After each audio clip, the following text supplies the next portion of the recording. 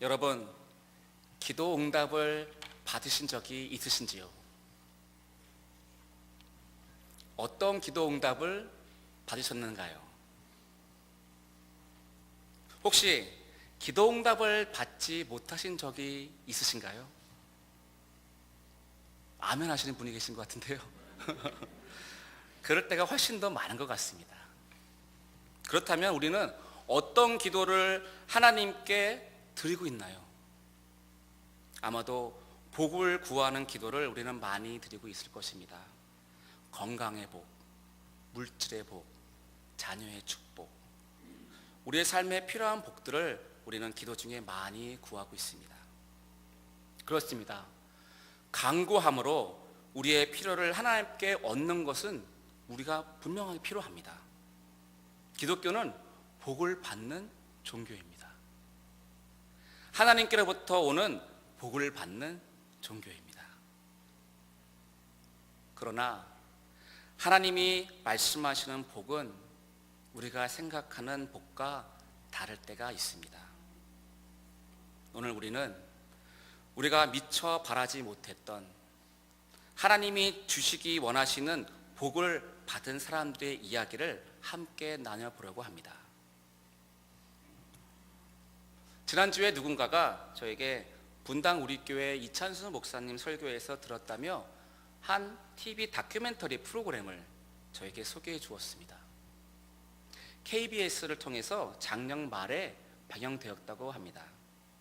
프로그램의 제목은 교회 오빠입니다. 이 프로그램에서 한 젊은 부부가 등장합니다. 이관희, 오운주 집사님 부부입니다. 이제 막 30 중반을 넘어선 젊고 예쁜 이 부부에게 삶의 고난이 닥쳐옵니다. 욥에게 그랬던 것처럼 욥기에서 우리는 욥이 고난을 닥칠 때 숨가쁘게 고난이 밀려왔던 것을 우리는 볼 수 있습니다. 양떼가 다 죽었다라고 보고하는 그 종이 말이 끝나기도 전에 약대가 다 죽었다는 소식을 가지고 오는 종이 들어옵니다. 또 약대가 다 죽었다는 소식을 전하는 그 사람, 이 말이 끝나기 전에 자녀들이 다 죽었다고 소식을 전하는 사람이 들어옵니다. 이 젊은 부부에게도 이런 욥에게서만큼이나 숨가쁘게 고난이 찾아옵니다.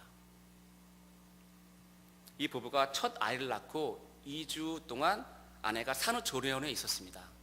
산후조리를 마치고 나오는데 남편으로부터 전화통화를 받습니다. 남편이 너무 배가 아프고 그 복통을 호소하며 병원으로 가고 있다고 이야기합니다. 복통으로 병원에 찾아간 남편에게 내려진 진단은 참담하게도 대장암 4기였습니다.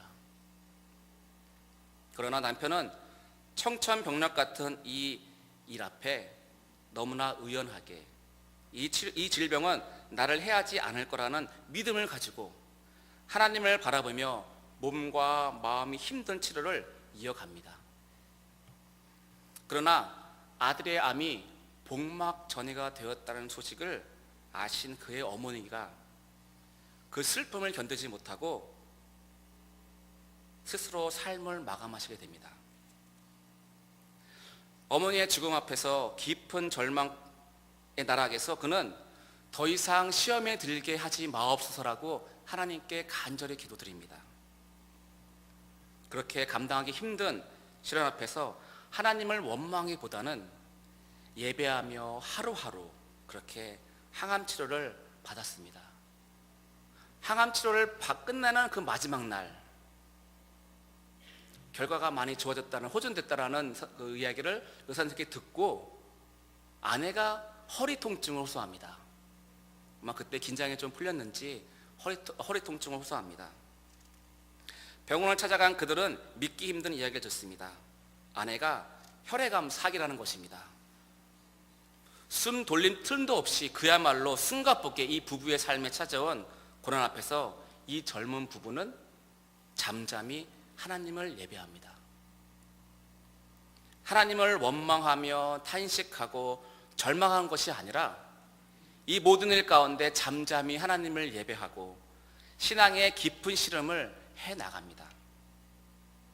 상상하기도 힘든 이 고통 중에도 담담히 하나님을 묵상하고 하나님을 예배하는 이들의 모습은 1시간 동안 공중파를 통해서 방영되었습니다.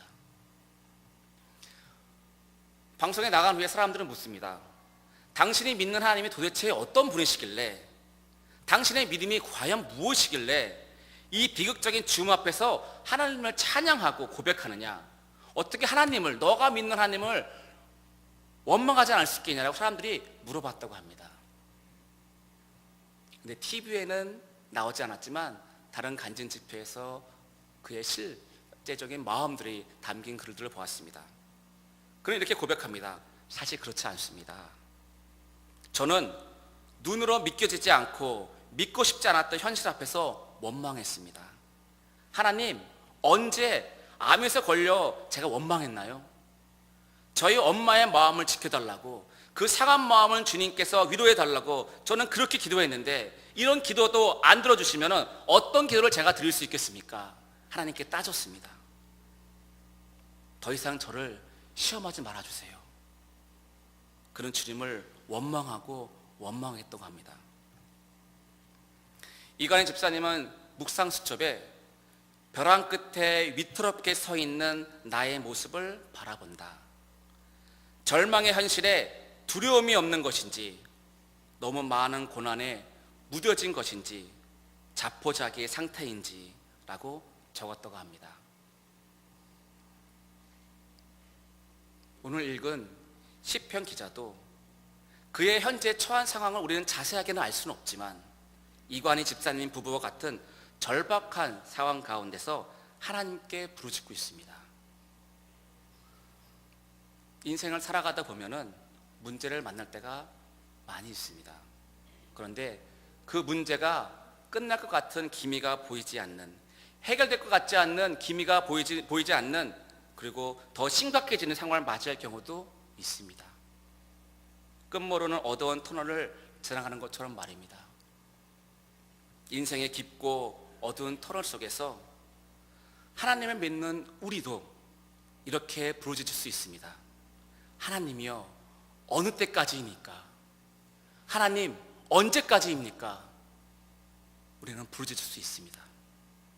어떤 사람들은 어떻게 감히 하나님께 그렇게 항의하듯이 기도하느냐, 그건 아니다 라고 말하는 사람도 있습니다. 하지만 그렇지 않습니다. 덜 성숙한 모습과 같이 보이는, 포장되지 않는 우리의 진심을 하나님께 쏟아내지 않으면 우리 안에 있는 기도의 역동이 살아나지 않습니다. 우리의 신앙생활이 점점 더 생기를 잃어가게 됩니다. 우리는 하나님을 너무나 멀리 계신 어려운 분으로 생각하면서 이런 말들을 아끼고 절제합니다. 하지만 하나님은 우리의 진심을, 우리 영혼 깊은 곳에 있는 진심을 듣기 원하십니다. 시편 기자도 1절과 2절에서 4번이나 부르짖습니다. 언제까지니까? 여호와여, 언제까지니까? 언제까지니까? 부르짖습니다. 시편 기자는 하나님을 찾고 구하고 기도하는데 하나님은 대답이 없으십니다. 하나님의 응답을 구하는데 하나님은 묵묵부답이십니다. 절망적인 상황 가운데서 그냥 낙심하고 에라 모르겠다 심정으로 막 살려고 하는 그런 모습도 아닙니다. 성경에서는 내 원수가 나를 쳐서 자긍하기를 어느 때까지 하리이까? 나의 원수가 이르기를 저가 나를 이겼다 할까 하오며 내가 요동들 때에 나의 대적들이 기뻐할까 하나이다. 시편 기자는 이렇게 이것이 영적 싸움인 것을 분명히 알았습니다. 그리고 하나님 앞에 도우심을 구하고 있는 것입니다. 그러나 하나님은 답이 없으십니다. 이렇게 넘어지지 않으려고 안간힘을 쓰며 애쓰는데도 그는 하나님이 느껴지지 않습니다. 시편 기자는 지금 버티고 있는 것입니다. 우리도 이러한 일을 경험해 본 적이 있습니다. 하나님을 잘 믿어보려고 하는데 응답이 없습니다. 하나님이 안 들어오신 때가 더 많은 것 같습니다. 기도하는데 나의 기도는 들어오지 않는가, 그런 실망감도 있습니다. 그렇습니다. 하나님의 도우심이 느껴지지 않는 이러한 막막함 중에 시편 기자는 버티고 있는 것입니다. 그때 하나님 앞에 진심을 쏟아내는 진솔한 기도가 기도의 원동력이 됩니다. 언제까지니까? 2절을 함께 읽겠습니다. 내가 나의 영혼에 경영하고 종일토록 마음에 근심하기를 어느 때까지 하오며 내 원수가 나를 쳐서 자긍하기를 어느 때까지 하리이까? 시편 기자는 하나님께서 응답을 안 해주시니까 자신이 애를 쓰고 자신의 영혼에 경영한다고 말하고 있습니다. 원인을 찾아보기도 하고 문제의 원인이 무엇일까? 또 자신의 했던 많은 잘못된 것들을 후회하기도 하고 생각에서 생각으로 옮길 뿐 그것은 근심에 이르는 결과에 이른다고 시편 기자는 말하고 있습니다. 해결책이 아닙니다. 끝내 하나님에 대한 거절감, 자신이 했던 일들에 대한 죄책감, 분노, 원망 등 복잡한 감정들이 시편 기자를 이끌어 간다고, 자신을 이끌어 간다고 그는 고백합니다. 사단에게 그것을 나의 마음을 내어주고 그것에 끌려가는 원망과 미움과 죄책감과 하나님에 대한 그 실망감이 나를 이끌어가는 그런 삶으로 치닫고 있다고 그는 고백하고 있는 것입니다. 내가 그것을 알고 있다. 그러나 그것을 내가 이길 힘이 없습니다라고 그는 간절히 기도하는 것입니다. 사단이 나를 끌고 갑니다. 그걸 나를 넘어뜨립니다. 그러나 내가 그것을 버틸 힘이 없습니다. 주님 도와주시옵소서. 시편 기자는 자신의 이러한 혼란스러움과 복잡한 감정을 하나님께 진솔하게 토로합니다. 언제까지니까? 언제까지니까? 시편 기자는 그러한 복잡한 감정을 하나님께 토로하고 더 깊은 기도의 자리로 나간 것은 참 잘한 일입니다. 그냥 1절과 2절 탄식하는 데만 그치지 않고 그는 더 깊은 간구의 기도의 자리로 나아가고 있습니다. 그는 간구하며 기도를 이어갑니다. 3절을 살펴보시면 여호와여 나를 생각하사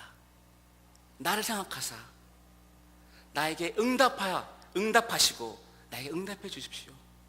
나의 눈을 밝혀 주십시오. 그는 간구하고 있습니다. 나의 눈을 밝혀주소. 이 말은 하나님께서 하시는 일을 볼 수 있도록 나의 영적인 눈을 뜨게 해 주십시오. 내가 하나님의 계시를 알고 그리고 나의 기도가 하나님께 응답되기를 원합니다. 하나님께서 내 삶에서 지금도 일하시는 것을 내가 믿습니다. 그러나 보이지가 않습니다. 나의 눈을 열어주소서. 그런 간절히 기도하고 있는 것입니다. 시편 기자는 계속적으로 그의 간구를 하나님께 아뢰입니다. 두렵건대 내가 사망의 잠을 잘까 두렵건대 내가 죽을까 두렵습니다. 내가 죽지 않도록 붙들어 주십시오. 이것은 단순한 육체의 죽음뿐만 아니라 영적인 죽음도 포함되어 있습니다. 하나님, 내가 이 고통과 실망과 어려움 가운데서 내 마음이 하나님에 대해서 점점 무뎌지고 있습니다. 내가 영적으로 주님과 떨어지며 사망의 지금 가운데 있습니다. 벼랑 끝에 있습니다. 주님 도와주십시오. 때로는 이러한 상황 가운데 하나님에 대한 잘못된 이미지가 우리 안에서 생겨질 수 있습니다. 이런 절망과 실망 가운데서 하나님은 왜 나에게 이런 고통을 주시는가? 고통을 주고 실망을 주면서 그것을 즐기시는 세디스트의 하나님은 아신가? 우리 마음 가운데 잘못된 하나님의 이미지가 생길 수 있습니다. 내가 고통과 두려움 가운데 있을 그때에 그는 기도합니다. 하나님, 나의 원수가 허풍을 떨지 않게 도와주십시오. 내가 요동될 때에 나의 대적들이 기뻐하지 않도록 도와주십시오. 그는 간절히 기도합니다. 그는 기도합니다. 내가 요동될 때에. 그것은 그가 지금 요동하고 있다는 겁니다. 기도하는 가운데에도 그는 요동하고 있다는 것입니다. 예수님께서도 시험 받으실 때 3번의 시험을 받으십니다. 그 3번의 시험에 동일하게 사단이 말한 것이 있습니다. 내가 하나님의 아들이거든. 내가 하나님의 아들이거든. 사단은 예수님을 시험할 때 그의 정체성을 흔들어 놓습니다. 우리 안에도 이러한 시험과 질문들이 일어날 수 있습니다. 정말 하나님께서 나를 사랑하시는가? 사랑하신다고 말을 하시는데 왜 나에게 이런 어려움과 고통을 주시는가? 하나님이 나를 기억이나 하시는가? 하나님께 나의 존재감은 어떤 의미가 있는가? 사단은 우리의 예수 그리스도 안에 있는 정체성, 하나님의 자녀라는 것을 시시때때로 뒤흔들고 있습니다. 내가 하나님의 아들이냐? 근데 왜 고난을 받아? 사단의 시험 외에도 때론 주변에 있는 사람들의 틀에 박힌 위로들이 우리를 혼란스럽게 합니다. 하나님에 대한 이해에 대해서요. 어떤 사람은 말합니다. 당신은 분명히 어느 지점에서 하나님의 뜻에서 벗어났을 것입니다. 이런 일들은 우연히 일어나지 않습니다. 하나님께서 지금 당신에게 무엇을 말씀하시는지를 잘 생각해 보십시오. 마치 욥의 친구들이 욥에게 한 말과 같습니다. 또 얘기합니다. 하나님께서는 치유할 수 있는 충분한 능력을 갖고 계시는데 당신이 고침을 할 수 있을 것이라는 충분한 믿음에 가실 때까지 하나님은 기다리고 계신다. 그 책임을 그 사람에게 넘깁니다. 하나님은 능력이 있으신 분이다. 문제는 너다.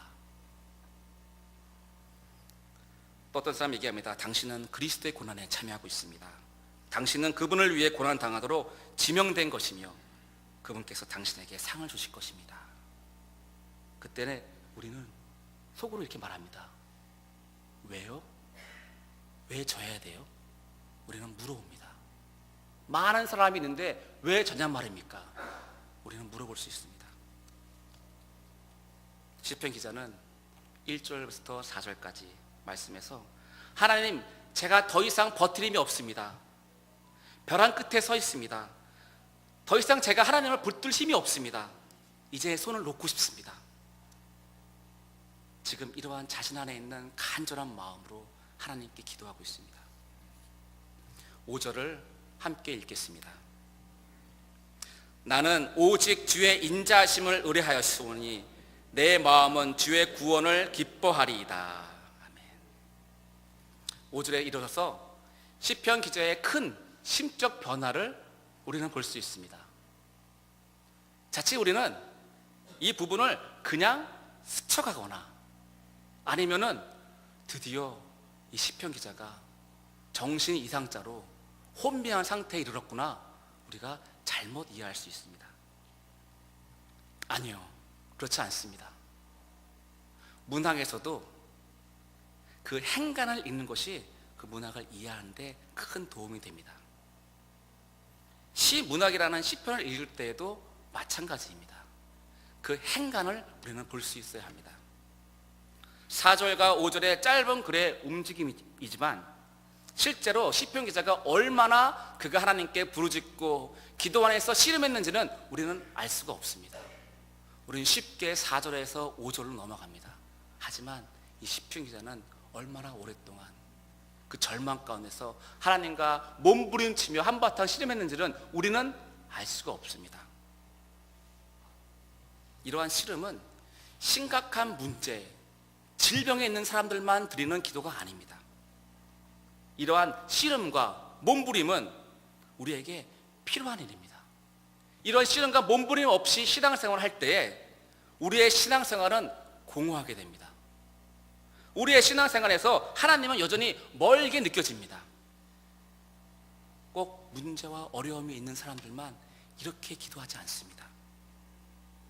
그리스도의 모두가 믿음의 여정에서 이 과정이 분명히 필요합니다. 이런 과정을 통해서 우리는 하나님을 더 잘 이해하고 또 성숙한 길에 이르게 됩니다. 기도의 목적은 우리가 무엇을 얻는 것도 아니요, 기도의 목적은 하나님과의 사귐이요, 그분을 더 알아가는 일이요, 그분을 경험하는 일입니다.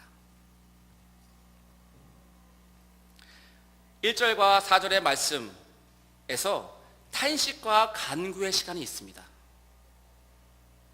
그런데 이러한 1절과 4절의 탄식과 간구의 그런 과정과 시간이 없이 그냥 5절로 넘어간다면 어떤 일이 생길까요? 우리는 교회 문화에 참 익숙해져 있습니다. 이 탄식하는 모습, 때로는 하나님께 원망하는 모습이 될 수 있는데, 그런 모습을 교회에서 옆에 사람이 본다면 어떻게 생각할지를 우리는 너무나 잘 알고 있습니다. 다른 사람에게 믿음이 없어 보이지는 않을까 우리는 걱정합니다. 때로는 자존심이 상합니다. 내가 믿음이 없어서 버티지 못하는 것처럼 보이기 때문입니다. 그래서 종종 우리는 가식적으로 믿음을 연출합니다. 오랜 교회 생활에서 익혀온 대로 하나님의 은혜지요, 오로지 감사할 뿐입니다. 우리는 참 연출을 잘합니다. 아직 1절과부터 4절까지의 몸부림치고 씨름하는, 하나님과 씨름하는 과정이 없이 5절과 6절 넘어갈 때 그러한 모습이 우리 안에 있습니다. 저에게도 있습니다. 그럴 경우 우리의 기도는 점점 식어집니다. 아무도 모르지만요, 우리는 그럴 때마다 우리의 기도는 식어집니다. 우리의 신앙은 건조해집니다. 몸이 건조해지고 재미없고 이것이 무엇인가 계속 질문하게 됩니다. 하나님께 우리가 기도하지만, 기도하는 것 같이 보이지만 실제로 하나님은 나와 상관이 없는 분처럼 대금합니다. 6절에서 시편 기자는 주의 인자하심을 의뢰하고 그의 사랑에 의지해서 그는 이렇게 고백합니다. 내 마음은 주의 구원을 기뻐하리이다. 구원, 시편 기자는 구원이란 말을 썼습니다. 건강을 회복하고 돈을 얻고 자녀가 좋은 대학 가는 것, 이러한 나의 바람이 이루어진 것만이 기적이고 구원일까요? 그러면 기도의 씨름에서, 한바탕 씨름에서 우리가 얻는 것은 과연 무엇일까요?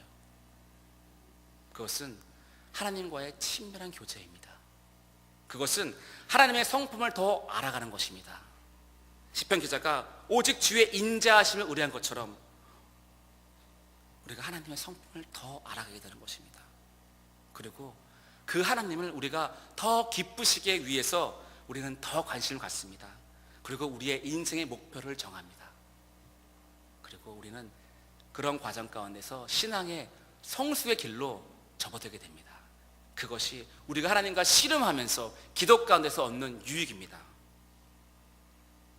6절에서 내가 여호와를 찬송하리니 이는 나를 후대하심이로다. 이 후대하심이로다라는 이 동사를 이 원어 히브리어에서는 현재 완료형으로 썼습니다. 히브리어에서 완료형은 지금 일어나지 않고 있지만 미래에 일어날 것이지만 분명히 일어날 때 히브리어에는 완료형을 씁니다. 시편 기자는 지금 이 말에서 나를 후대하신다는 것은 아직 이루어지지 않지만 나는 그것을 확신한다라고 고백하고 있는 것입니다. 선포하는 것입니다. 시편 기자를 위해 하나님께서 어떤 행동을 취하실 것을 그는 확신하고 있는 것입니다. 그는 마치 이미 일어난 일처럼 고백합니다. 시편 기자는 그가 그토록 기도했던 기도의 응답을 받습니다. 그가 하나님을 더 알게 된 것입니다.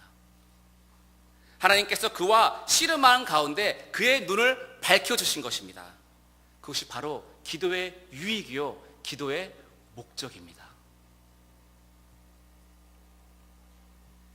다시 설교 첫머리에서 함께 나눴던 젊은 부부 이관희 집사님의 이야기로 돌아가겠습니다.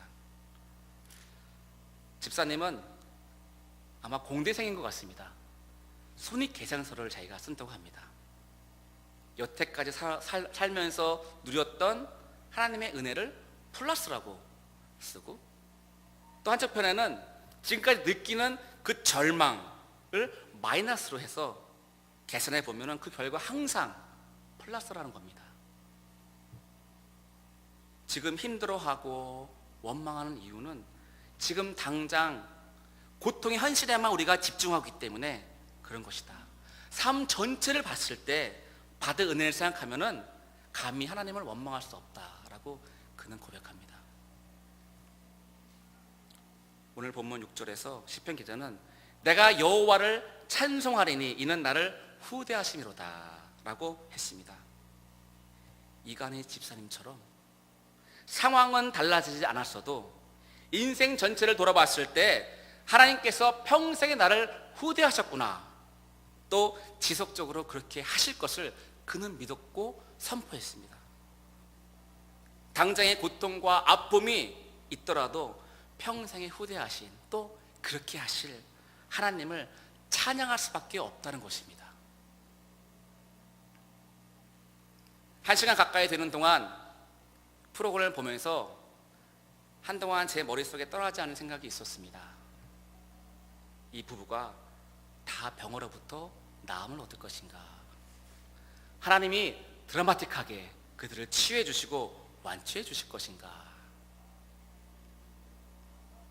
그러나 프로그램은 다 마칠 때까지 상황은 변하지 않습니다. 어떤 희망적인 소식도 없이 그냥 프로그램이 끝나고 말았습니다. 이 부부는 하나님의 기적을 구합니다. 우리 모두가 그렇듯이 하나님의 기적, 하나님의 도우심으로 낫기를 구하고 있습니다. 그러나 이들의 고백을 함께 들어보겠습니다. 하루하루 삶이 이어지고 있는 게 기적이고 하나님의 은혜입니다. 하루라도 더 살아야 하는 이유는 하루라는 시간을 통해 조금이라도 더 온전해질 수 있기를 바라기 때문입니다. 서툴고 부족했던 삶이었기에 하루라는 시간이 주어진다면 조금이라도 더 온전하고 성숙한 하루를 사는 것, 그것이 삶의 이유입니다. 하루하루 눈을 뜰 때마다 호흡하고 있음에 감사하고, 잠자리에 들 때 오늘 하루를 하나님의 은혜 가운데 살아냈다는 것에 감사합니다. 사명을 잘 감당하고 맞이하는 죽음이라면 삶에 대한 후회는 없을 것 같습니다. 이관희 집사님의 고백입니다. 우리의 기도 생활은 어떠한지요?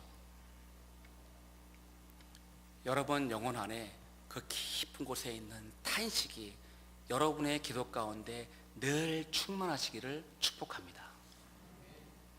하나님과 기도 가운데 한바탕 씨름하는 가운데 하나님을 알아가는 그 복을 누리시기를 축복합니다. 함께 준비된 영상을 보겠습니다.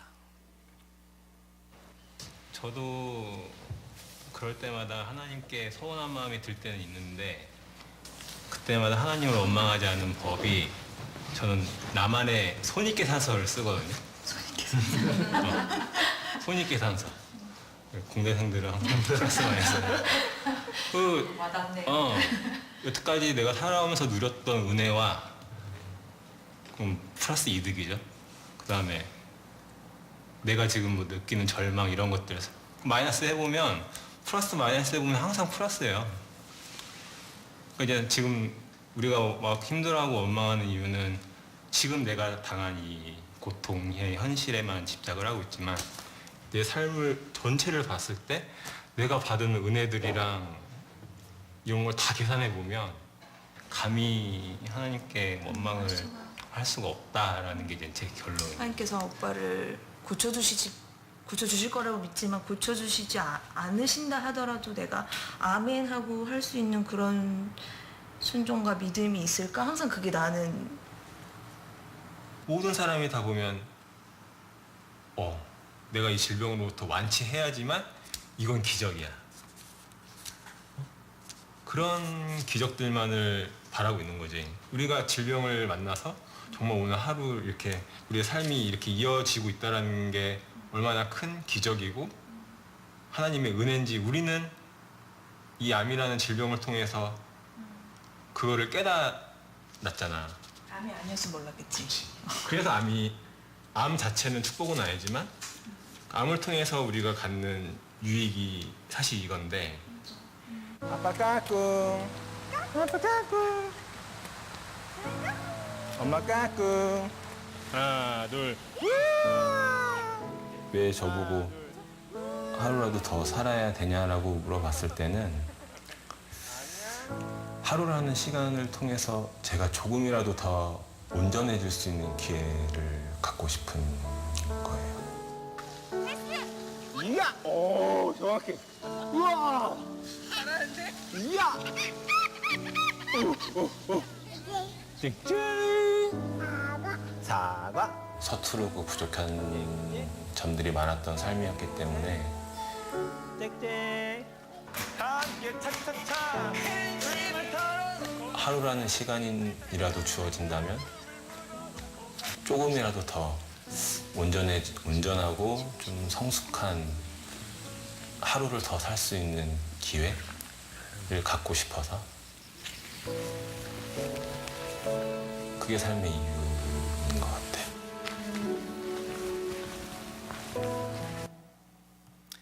기도하겠습니다.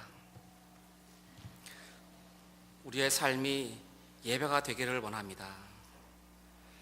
우리의 기도의 자리가 하나님께서 우리를 다루시는 통로가 되어 비로소 하나님을 더 알아가는 성숙에 이르도록 주님 도와주시옵소서.